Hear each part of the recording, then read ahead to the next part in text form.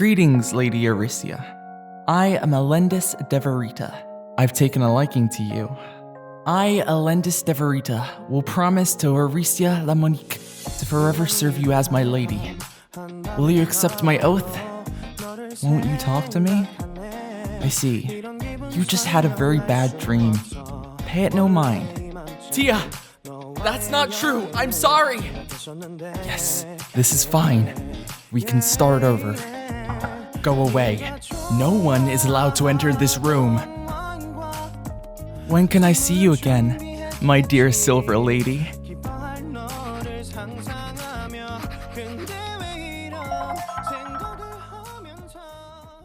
Hello, Weebtooner here. You've clicked on this video, so I can only assume you're back for more. Today's topic is about the Allendis x Tia pairing. Unlike some of my other videos, this is going to be more speculative as I hash out my thoughts and try to make sense of the mess this manhwa found itself in. Now listen, if you like this pairing, great. You do you. If you don't like this pairing, that's great too. It wasn't designed to work anyway. I am not here to invalidate your preferred ship, so try not to take it too personally when I list out all the ways I think this relationship would not have worked. If it makes you feel better, I'm also creating a video to outline all the ways why my own preferred ship would not have worked either. Team Karsane, represent! Let's review a few relevant details from my previous video. House Verita is led by Duke Ruth de Verita, Chancellor of the Castina Empire. Seeing as how Duke Ruth supposedly manages economic, judicial, and foreign affairs, it's safe to say that he acts as the administrative hand of the Castina Imperium. As such, he has raised his two sons to follow his footsteps. His eldest son and heir apparent is Alexis de Verita, a sickly boy who will succumb to illness and die, leaving one of the insignificant side characters of the series as a teenaged widow. His second son is Allendis de Verita, the main subject of this video. The lady of the household is Duchess Cherviana de Verita. To make recognition a little easier, the author and illustrator gave the entire household a green theme. In Cherviana's case, she wears what I can only assume to be acid green eyeshadow. To let Allendis stand out amongst his family, he's given light green hair as opposed to his father and elder brother's forest green hair. There's actually a purpose to this, believe it or not. Firstly, nearly everything about Allendis' design is softer compared to the other romantic options. His hairstyle, minute facial features, lighter color scheme, clothing style, and demeanor are intentionally chosen to give him the sweet, young, gentlemanly vibe. All of this serves to help lower the timid Aristia's guard during their first meeting when she is 10 and he 13. I said as much in my previous video, but I do believe Allendis was created for the author to explore a different facet of love outside of the scripted fated lovers thing that the story wants to push. However, she probably realized that Allendis would have been an insanely boring side character if he didn't have some kind of quirk about him. Seeing as how he's from a family of political officers, he was to be a genius with a dark inner personality to contrast his harmless appearance. I'm not sure if there's any real depth to these kind of characters anymore, as this combination of character traits has become rather common, but at least it's more interesting to play with. Allendis first takes interest in Aristia for proposing a luxury tax to solve the potential financial burden that the pending drought would bring. Funny enough, Aristia borrowed the idea from the past timeline Allendis, thereby stealing future Allendis' accomplishment. This is my idea. This is your idea? Yes. It is a good idea. You are right. This is a good idea. This is my idea. Impressed with her supposed insight, Allendis meets Aristia in person and is immediately love-struck. I'm assuming this sudden infatuation comes from seeing a supposedly smart young girl whom he can mold at his own desire. The moment the reader discovers that, it should be obvious that Allendis was not supposed to be a good match for Aristia. Or so the author had hoped. I think what happened is that Allendis was characterized a bit too well, and thus was unable to fulfill his intended role, to be used and then discarded to make way for the next plot device character. Alternatively, Allendis had all the makings of a potential villain to create some sort of love triangle or quadrilateral later. Being intellectually gifted from an early age might sound nice, but it invited his father's envy, which alienated him from the rest of his family. I am the genius of the century. I am so smart. My sons must be smart as well. Oh look. I have a son. He is a sick boy, but he is smart. But not as smart as me. Oh look. I have another son. I solved the problem, father. OMG, he is smarter than me. I do not like that. I will give all my love to my first son. WTF. Our son is dead. Yes, father. I am dead. OMG, Alexis is dead. Where is Allendis? I am wandering around somewhere. You cannot find me. We are screwed. We do see signs of tension between Allendis and Duke Ruth throughout the narrative, so not only do we see the sweet boy act, but we also get to understand why there might be a more sinister aspect to him. He spends a lot of time with Aristia and supports her as needed throughout the first season, but you'll notice that there are many scenes which are intended to draw upon the darker aspects of his nature when they're together. The idea was to create many idealized romantic moments between Aristia and Allendis, but also have the reader doubt his allegedly pure intentions. We interrupt this program to bring you a special report. One thing I neglected to mention in my general review video was the author's use of Aristia's father, Carrion Lamonique. He's essentially used like pickled ginger. To explain this analogy, I'd like to describe my sushi eating process.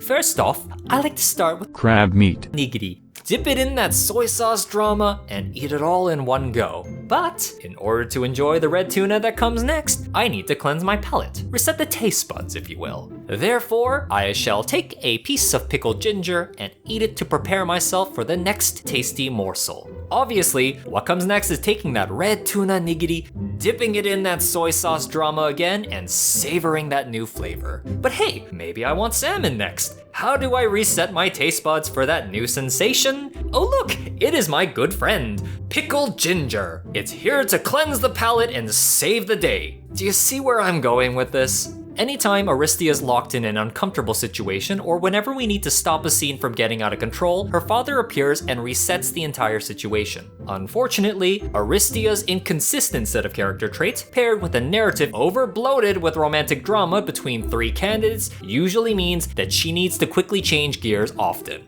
The sheer number of times Aristia and her father have intimate reset moments is somewhat bewildering. There were moments I honestly believed that the author was entertaining the idea of a daughter-father ship. Crazy, right? No one loves me. Don't worry, I am here. Please don't go, Daddy. Don't worry, I'll be back. I want to learn how to sword. Okay. I'll make something happen. I'm happy to see you. Hands to yourself, you little shit. I don't want to be here. I am here to take you away. I have bad memories of my past life. I see. Daddy believes you. Why is she not writing back to me? Haha. She can't write back to you if she never gets the mail, you little shit. Ha ha. I will escort her home. Nope. Go away, you little shit. WTF, man. Why is this man being mean to me? Because he is an old man who farts out dust. I have been poisoned by the plot. Don't worry, Daddy is here to reinforce your plot armor. I broke up with my boyfriend and friend boy. Don't worry, Daddy is here. He is kissing me. Not on my watch. I have been stabbed. Daddy is the first one to see you after you wake up. This blatant overuse of carrion continues all the way to the end of the story. Now that I've got that out of the way, let's get back on topic. I do think that Allendis was created as a romantic partner that Aristia was supposed to outgrow. Allendis himself even outright states that he has no place in Aristia's life as she grows and makes a name for herself. He was intended to be used as a medium to explore a naive, idealistic form of love that borderlines on childish. I mean, come on, he outright proposes to her in their first meeting while they're still children. He even swears a knight's oath to her just to see her joy upon fulfilling one of her romantic fantasies. The irony here is that his endgame is to possess her, but instead he ends up victim to his own naivete and obsessively gives her everything he has. Yeah, okay, I totally understand how that would seem romantic to many of you. And I will admit, it's quite sweet. The childish notions of love we're meant to outgrow as we wisen up are the very same things we grow nostalgic for. Trust me, I feel you. I can totally understand why Team Allendis has such a strong fan base. You're just saying that! But can you also just consider for a moment that this isn't really what I would call a healthy relationship? Everything before the word but is horseshit. All he's doing is giving, and in the process of doing so, he's not only ruining himself but his family as well. He's tortured and miserable for most of the series as he pines away at his unrequited love for Aristia and makes a string of questionable choices. He puts himself on bad terms with Marcus Carrion to the point where he has to gate block and censor the mail. Allendis even throws in his lot with the pro-noble faction for some reason I either cannot fathom or I forgot, but my point is exacerbated by how Aristia only ever sees the most superficial aspects of Allendis and she's never aware of his suffering. I may not be a love expert, but I do strongly believe that a good relationship should have somewhat less skewed levels of reciprocation. Now don't get me wrong, I actually really like how this pair developed and ended. I don't know if this was intentional, but Allendis ended up as the tragic hero that past timeline Aristia was.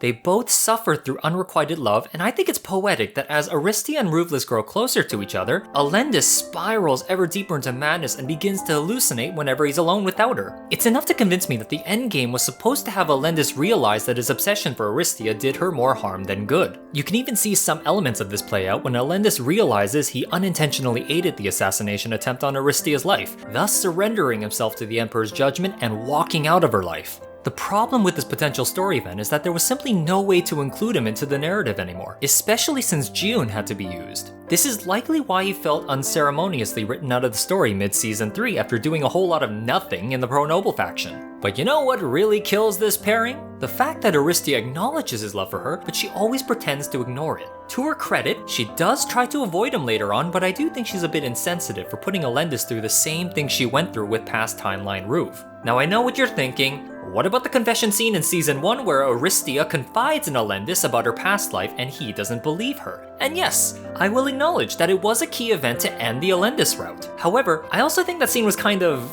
odd.